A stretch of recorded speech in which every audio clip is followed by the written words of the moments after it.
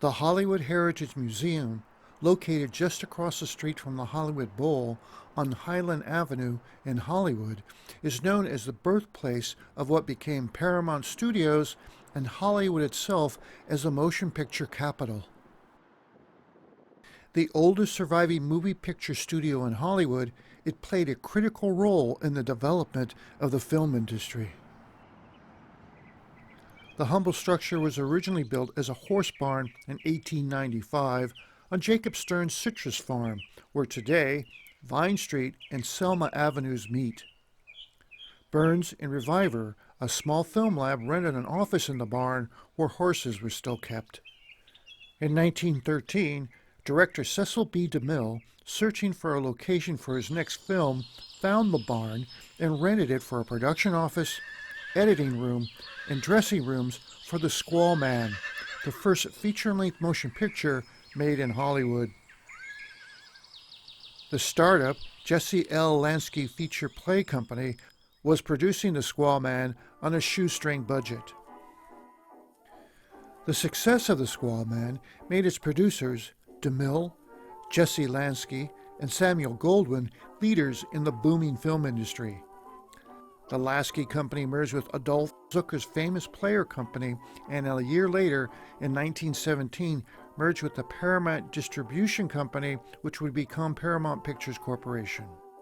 Known as the Lasky-DeMille Barn, it was moved to the Paramount Studios lot in 1926, along with its sentimental founder, DeMille himself. When it was declared a California landmark in 1956, the founders attended the ceremony as the barn was dedicated as the state's first landmark connected to the film industry. It was placed in the National Registry of Historical Places in 2013, 100 years after the arrival of Lasky and DeMille. The barn was moved to its current location in 1983, where it was restored and opened in 1985 as the Hollywood Studio Museum. One of the oldest continuing operated film museums, the focus is on the early years of the industry with exhibits, displays, posters, photographs, and other equipment and artifacts. The museum is divided into two sections. The entrance lobby area includes a replica of Cecil B. DeMille's production office and a gift area with books, posters, and other movie memorabilia for sale.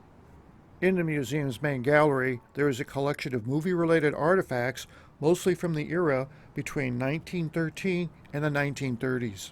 There's a fine collection of motion picture cameras, including the camera used to shoot Intolerance in 1916.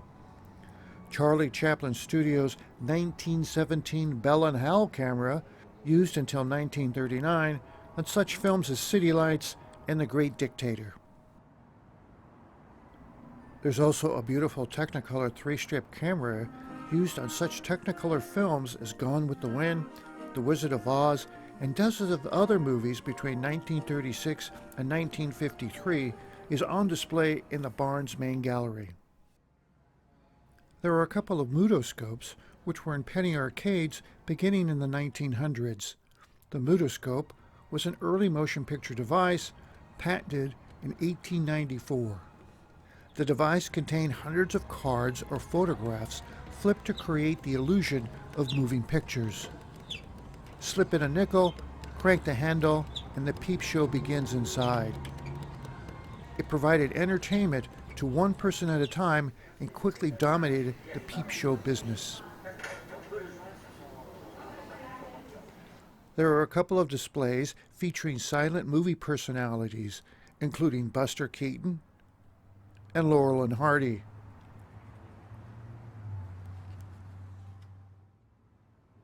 There are props from Cecil B. DeMille's Ten Commandment movies, including a pair of striking jackal statues.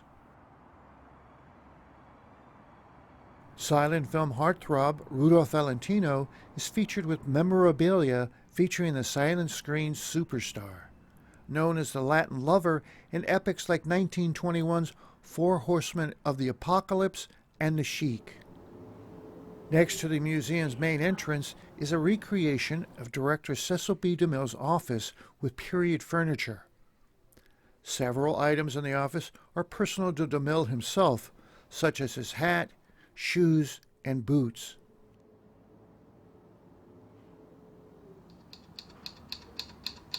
The typewriter belonged to DeMille's secretary, Stella Stray. Stella became one of Paramount's longest-term employees, not retiring until 1958. The Hollywood Heritage Museum presents programs on historical topics and film history with speakers and film screening events. New exhibits feature artifacts of early motion picture production, screen stars, and costumes. Open most weekends, this is a great stop for anyone interested in movie history.